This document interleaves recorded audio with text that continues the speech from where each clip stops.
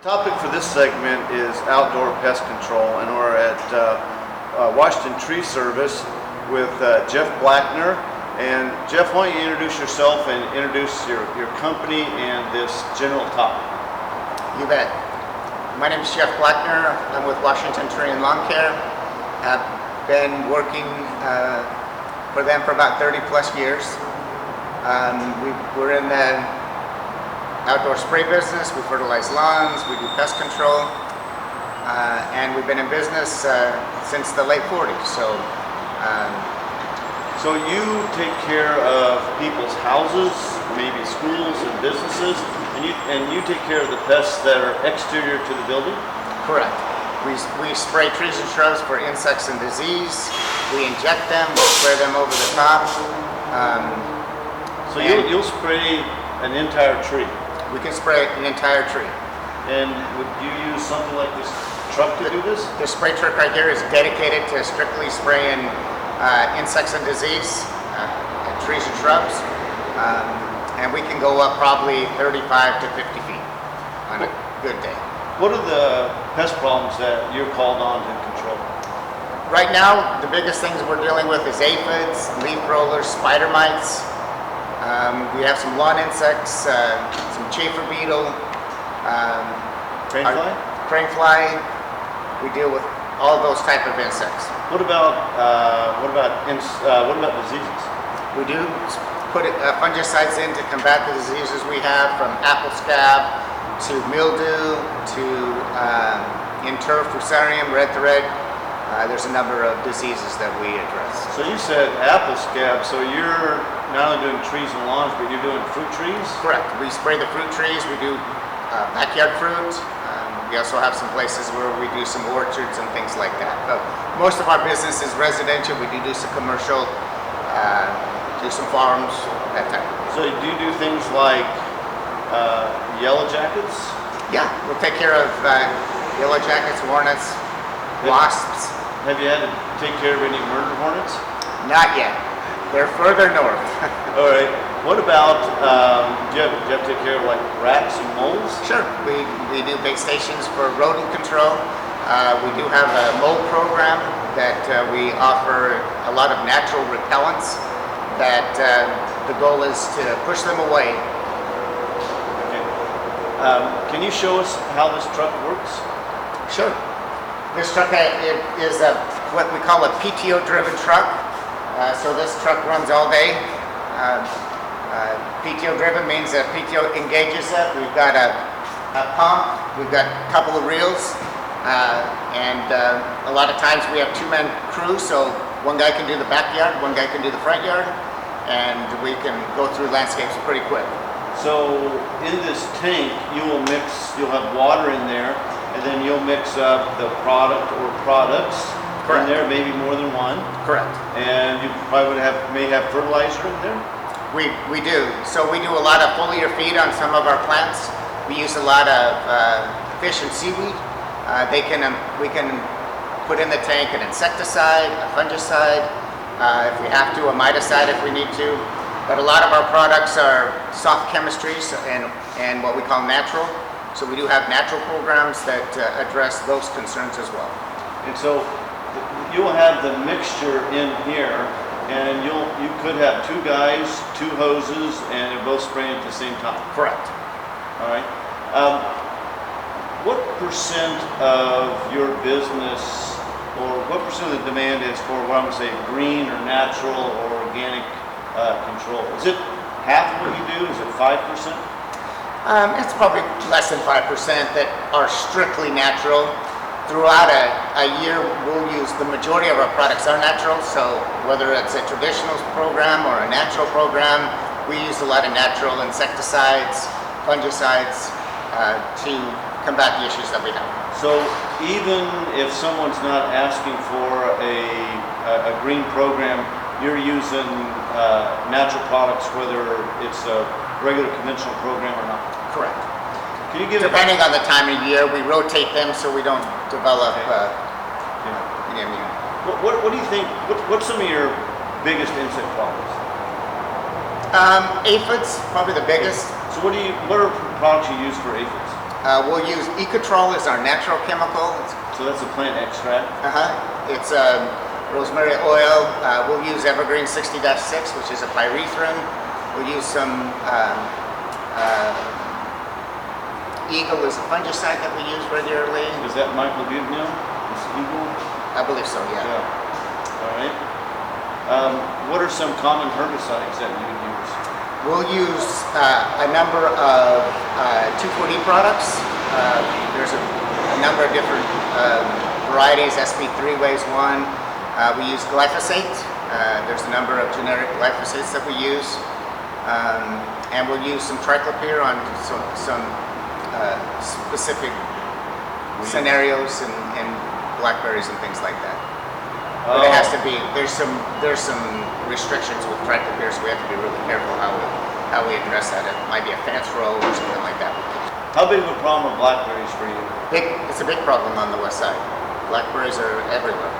So we have the ability to spray tall trees if we need to, but we prefer to inject them with systemic insecticides into the ground so that we don't have to push chemical up a big tree.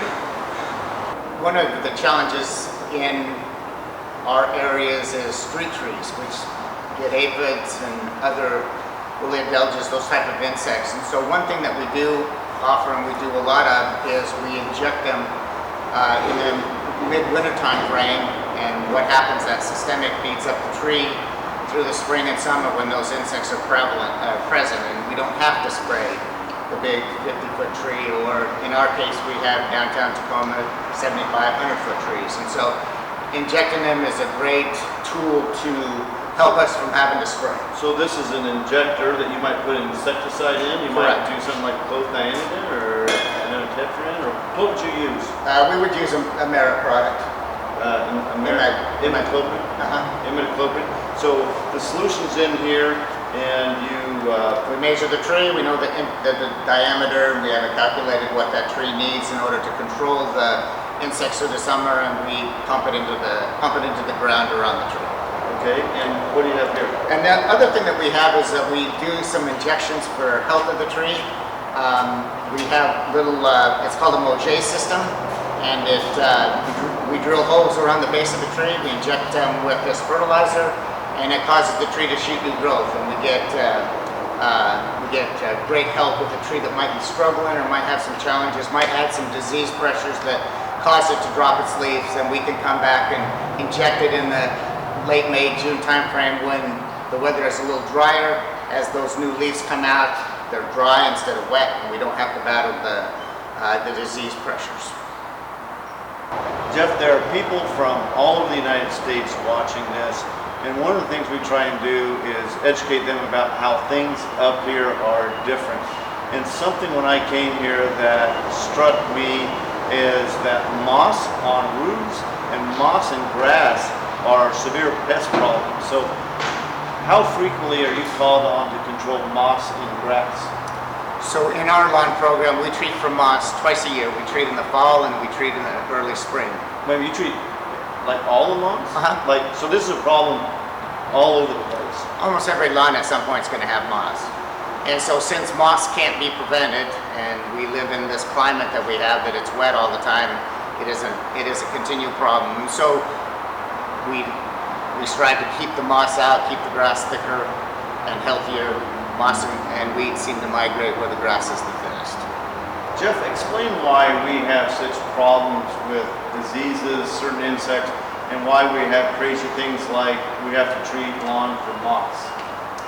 Well, with as much rainfall as we get on the western side of Washington, it's prime conditions for disease pressures, for moss and lawns, and so we have those challenges we have to address depending on the time of year. In the springtime, when it's wet, we deal with disease issues, whether it be with grass or whether it be with trees and shrubs, ornamental shrubs. So we put more fungicides in, and our concern in the spring is disease. And then as the weather dries out, is when the insect populations seem to hatch out, and we get more spider mite problems, aphid problems, and those type of insects that will arrive after the plant comes out. The biggest challenge with the disease pressures is that if the weather is conducive and we can get fungicides on them, we get much better control for scab and brown rot and shot hole, those type of diseases. If it's a wet spring and we don't get a chance to get our products on, then it's a problem, it's a challenge to keep the disease pressures off. When we were talking, you mentioned that you were using a lot of your natural products outside of the request for having a green program, but you're using the natural biologicals as part of your regular conventional standard program. So why, if sometimes the efficacy or residual is not as much as some of the harder products? Well, it helps us in a lot of different ways. One, it helps us that if the chemicals are in and out of the system environmentally, they're very soft.